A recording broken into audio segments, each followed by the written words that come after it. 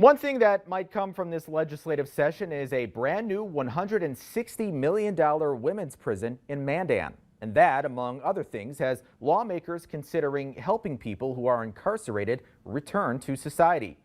This week, the House of Representatives passed House Concurrent Resolution 3026, which gives legislative management the opportunity to study reentry services and outcomes for people who are incarcerated.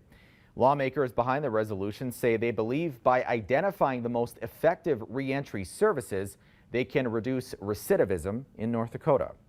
Every year, 1,400 prisoners are released from our prisons, and thousands of people leave our jails to reenter our communities. Our recidivism rate is near 40%. How can we do better? It costs about $55,000 per year to incarcerate someone in the state prison and about $110 per day in county jails. Lawmakers say they hope long-term outcomes will save tax dollars, increase public safety, and improve lives. The resolution now heads to the Senate.